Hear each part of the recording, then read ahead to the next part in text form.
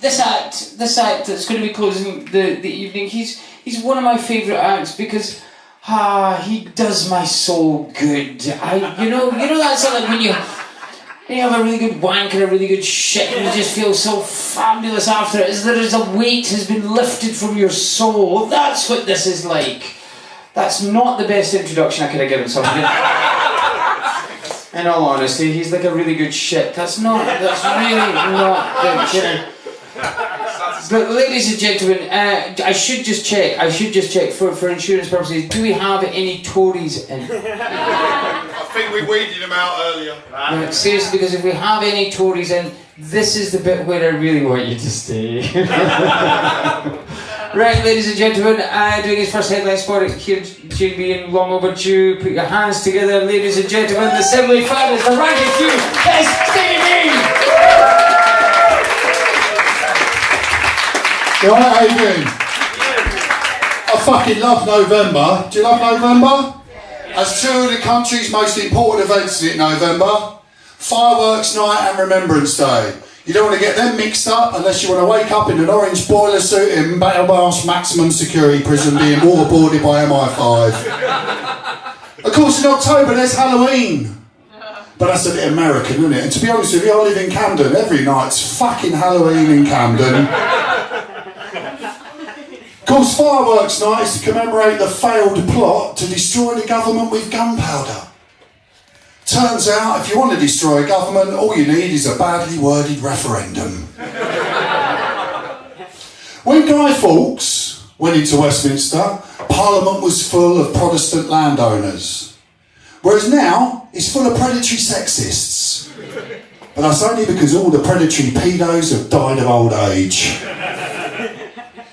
Guy Fawkes does have the distinction, though, of being the only terrorist that Jeremy Corbyn's not invited to Westminster for tea. And I find it typically British that the time of year we decide to let off fireworks is the same time of year that we remember people who have shell shock.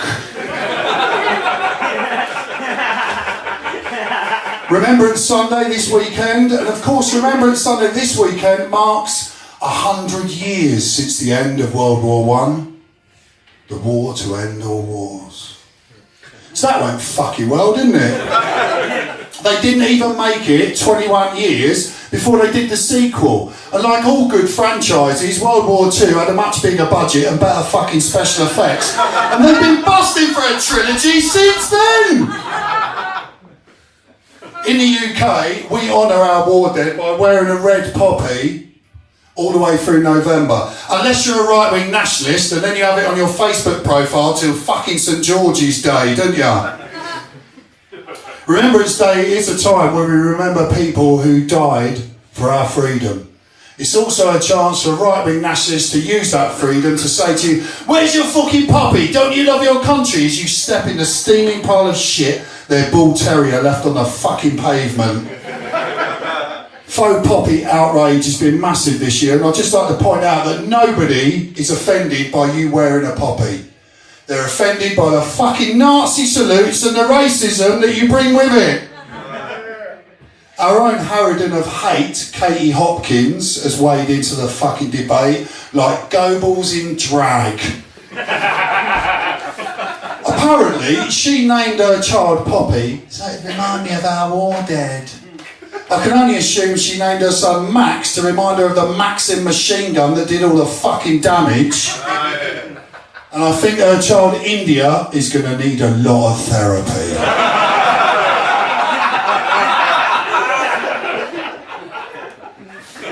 Remembrance Day is a solemn occasion for the British press as they smear Jeremy Corbyn for tap dancing up the cenotaph and laying a copy of the Communist Manifesto. And of course, Commie Corbyn will spend the afternoon with veterans in his constituency instead of hobnobbing with arms dealers. The fucking heartless bastard.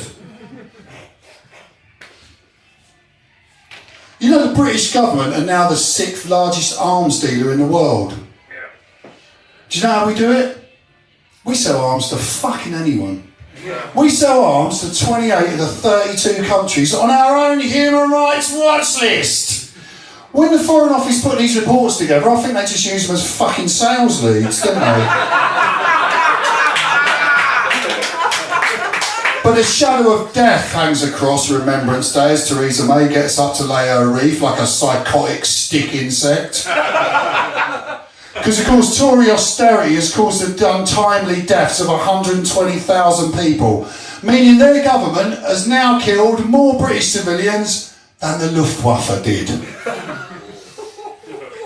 Tony Blair will be there like a haunted Pez dispenser. But he's like some kind of fucking sponsor now, isn't he? Because he's done so much to create more dead fucking veterans. But it's a great time for the royal family, isn't it? As they get to choose an outfit from the military fancy dressing up box. Prince Charles is like CNC of half the fucking army. He's never been to war, but he's got more medals than Mo Farah.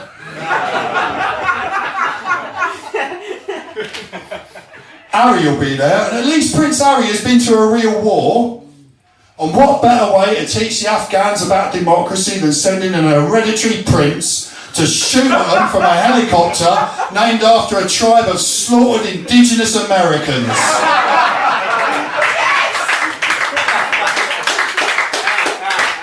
I am warming to the ginger dimwit and his fucking new wife, Meghan Markle, Nee, Saxe, Coburg, Windsor, Gopher, Spencer.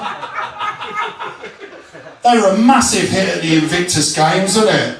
That's the place where servicemen that have been hurt by war can compete in heroic sporting events or have their benefits sanctioned. Meghan does use every opportunity she can to speak out for women's rights because the royal family have got a tradition of strong female voices and car crashes.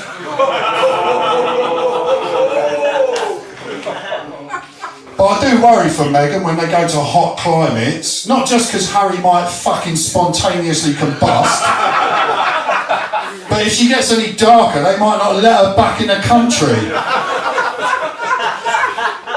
Do you know what? On this stage, at the start of this year, I predicted that their first royal baby, their first royal duty would be to have a baby in time for Brexit Day next year. And I wish I took that to fucking Ladbrokes. And the nation will be waiting with bated breath to find out if the ginger gene is more stronger than the African one, isn't it? But that'd be an easy way to stop Brexit, isn't it? A black royal baby, because half the people who voted for it will die of a heart attack.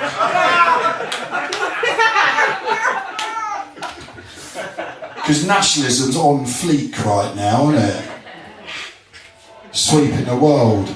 My wife asked for a Brazilian and a racist homophobe came out and punched her in the tits. See, I do write real jokes. But we shouldn't fucking laugh. It was Voltaire who said, if you can get people to believe absurdities, you can get them to commit atrocities. And seeing as half this country still believes Boris Johnson is big red bus lie, we can't be far away from a world where the economically unproductive are burnt in furnaces tirelessly manned by hipsters. I didn't say it was going to be jolly. But it's alright, Balfour Beatty are bidding on building the concentration camps. I hear Richard Branson's going to run the fucking trains and Primark are going to do the pyjamas. And now you know why we're fracking. We're going to need that fucking gas for the ovens. Brexit rumbles on like a flatulent cow being milked by the Eating Drama Society. They're going to mint a new 50p coin, isn't it? To commemorate the event. It's going to have the spending power of a 1950s shilling as the pound crashes worse than a helicopter at a football club.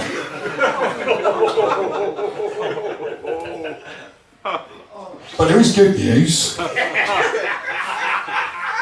Funeral filled, the Chancellor of the Exchequer has announced the end of austerity. Just in time for Brexit Geddon, when all poverty will be because the EU is punishing us. And if you don't believe that, you're a pedo who hates the fucking Queen.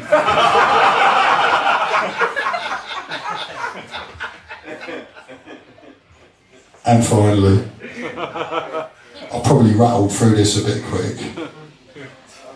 And finally, justice for Grenfell. Yes.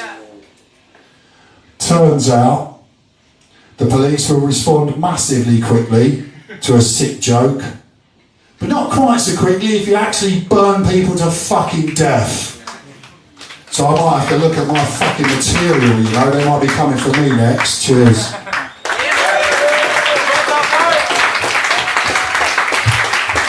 Oh, if you like the bullshit I say, search me on YouTube, Bad Stevie. Just scroll past the Bad Stevie, like, metaphors, and there you'll see me. And there's more of my bullshit there. Thanks, Carl. Thanks for having me on, cheers.